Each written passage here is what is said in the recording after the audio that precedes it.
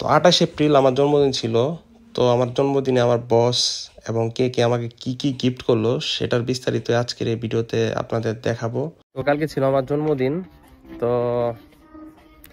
সবাই মোটামুটি উইশ করছে। তো আমার বস আমারে উইশ করে নাই, তার কারণ হচ্ছে সে আসলে মানে ওইভাবে ফেসবুক চালায় না, সে বুঝতে পারে না এই বিষয়টা। তো যার কারণে সে সকাল সকাল শুনছে, শুনে মানে খুব দুঃখ প্রকাশ করছে এবং আমাকে সাথে সাথে নিয়ে আসছে হচ্ছে মার্কেটে।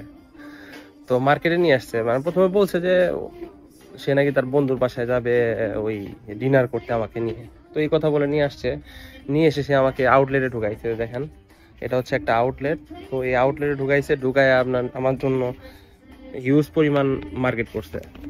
3-4টা শার্ট, 3টা প্যান্ট, মানে হিউজ একটা অ্যামাউন্ট আমার জন্য। এটা আমার জন্য বলবো না, ব্র্যান্ডের শোরুম বুঝেনি তো, মানে একটা জিনিসের দাম, একটা শার্টের দাম 40 টাকা 50 টাকা করে। তো 3টা শার্ট 3টা প্যান্ট কত হইতে পারে অনুমান করেন। তো কি বলবো, মানে মানে আমি আসলে অবাক হওয়ার কিছু নেই। আসলে তার সাথে অনেকদিন থেকে থাকে, আমি জানি যে আসলে তার মন কত বড়। তো আসলে তাকে নিয়ে প্রশংসা করার কিছু নাই, তবে এটা একটু বেশি হয়ে গেছে। তো আমি তারা বলছিলাম যে এত কিছু কেনার দরকার কি, আমার তো পড়ার সময় নেই, পরে বেরোবো কখন। তো যাই হোক, সে বললো যে কোনো কথা হবে না, যেটা দিছি নাও, কোনো সমস্যা নাই। তো এই হচ্ছে পরিস্থিতি। তো যাই হোক, অনেক খুশি হয়েছি। এর আগের বছর প্রথম যখন রেস্টুরেন্টে ঢুকছিলাম, ওই সময় আমি প্রায় 180 ইউরোর মতো টিপস পাইছিলাম, মানে জন্মদিনে উপহার পাইছিলাম। তো এবার মোটামুটি তার থেকেও বেশি।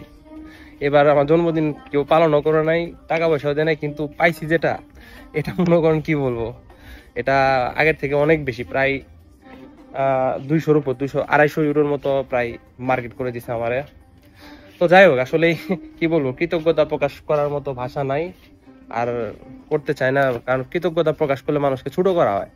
আমি এতটুকু বুঝি এতদিনে। যাই হোক, সবাই দোয়া করবেন। আমি একটা জন্মদিন চলে যাওয়া মানে একটা মানুষ পুরাতন হওয়া আর কি, মানে দিন দিন বয়স হয়ে যাচ্ছে। 28-29-এ পা দিলাম। তো দেখতে দেখতে লাইফ থেকে অনেকদিন চলে গেছে। আসলেই জানি না লাইফে আসলে সামনে কি করতে পারবো। তো সবাই দোয়া করবেন আমার জন্য, যেন ভবিষ্যতে ভালো কিছু করতে পারি। আসলে এগুলা তো মানুষের হাতে থাকে না, যে আমি চাইলে অনেক কিছু করতে পারবো। আমি চেষ্টা করতে পারি, কিন্তু আসলে দেয়ার মালিক হচ্ছে উপরওয়ালা। জানি না আল্লাহ আমার কপালে কি লিখে রাখছে।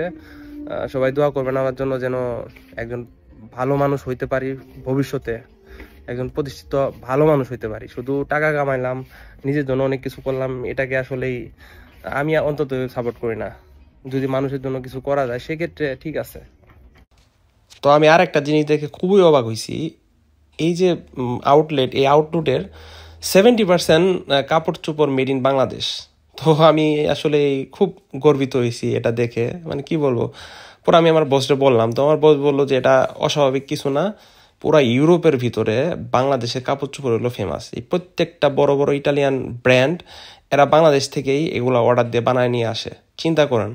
আর আমাদের বাংলাদেশের শ্রমিক ভাই যারা আছে, তারা কি পরিমাণ কষ্টে দিন যাপন করে, আর এক একটা শার্টের দাম 40-50 ইউরো। তো যাই হোক, সবাই আমার জন্য দোয়া করবেন, আমার বসের জন্য দোয়া করবেন, খুব ভালো মনের মানুষ।